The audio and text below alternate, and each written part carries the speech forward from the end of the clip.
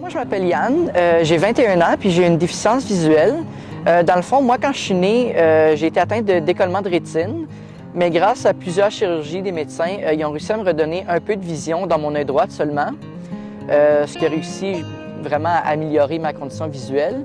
Mais à l'âge de 5 ans, j'ai été diagnostiqué avec du glaucome sévère dans les deux yeux.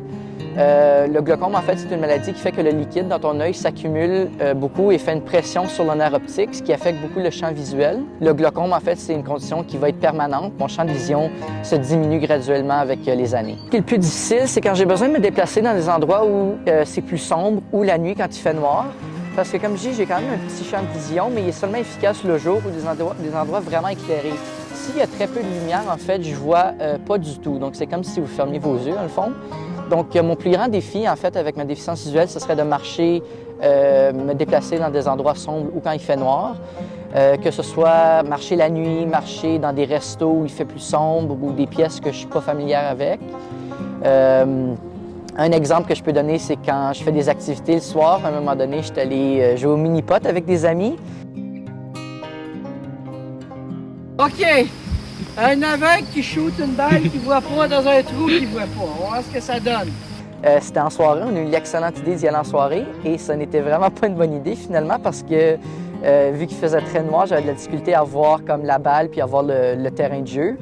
Donc, ça a été un gros défi pour moi de jouer dans ces conditions-là. L'outil que j'utilise le plus souvent, justement, c'est ma canne. Ma canne, c'est mon outil de base. Je l'utilise pas mal partout quand je me déplace. Je l'amène au travail, à l'école, partout dans mes déplacements, en fait.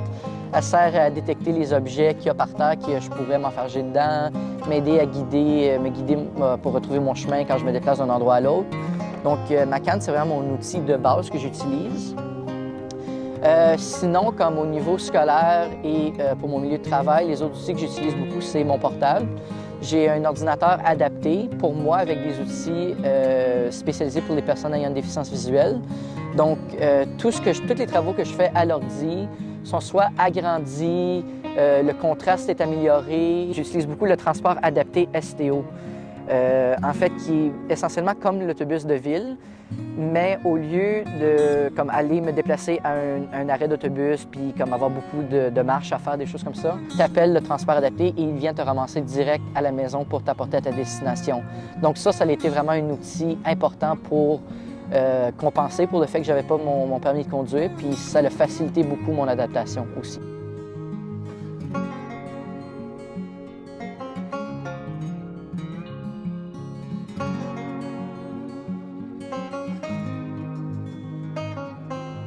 Avec ma condition, vu que je suis né avec, j'ai pas eu de difficulté à m'adapter. C'est sûr qu'au cours des dernières années, j'ai eu beaucoup d'outils qui m'ont permis de mieux fonctionner. Juste par exemple, comme je disais tantôt, ma canne. Une chose que vous ne saviez peut-être pas de moi, c'est que j'ai seulement commencé à utiliser ma canne au secondaire. Parce qu'avant le secondaire, j'avais un peu plus une meilleure vision que maintenant. Donc, j'utilisais pas vraiment ma canne. J'étais correct pour me déplacer. C'est sûr que ça a été un petit peu plus une question d'adaptation, me familiariser avec les nouveaux outils. Il y a certaines périodes dans ma vie où j'ai trouvé ça plus difficile, l'adaptation.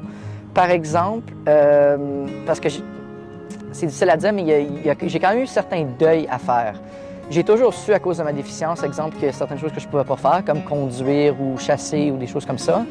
Puis ça a été vraiment un peu plus difficile pour moi quand j'arrivais vers 16, 17, 18 ans.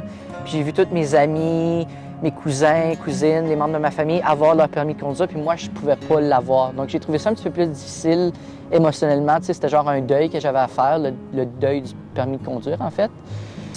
C'est que toutes les déficiences, que ce soit visuelles, physiques, intellectuelles, peu importe, sont toutes différentes. Puis tout le monde vit différemment avec leurs conditions. Moi, c'est sûr que j'ai appris à bien vivre avec.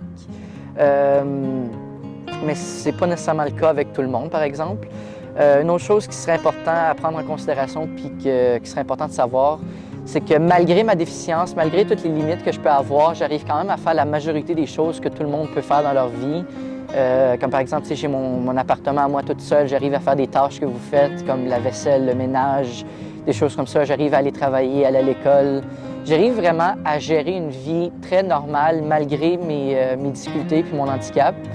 Puis je pense que ce qui était le plus important à retenir, c'est que peu importe l'handicap, malgré l'handicap qu'on va avoir, les gens sont quand même capables d'avoir une vie fonctionnelle et normale, avec certains défis, bien entendu, mais on peut quand même toujours faire ce qu'on veut en général dans la vie.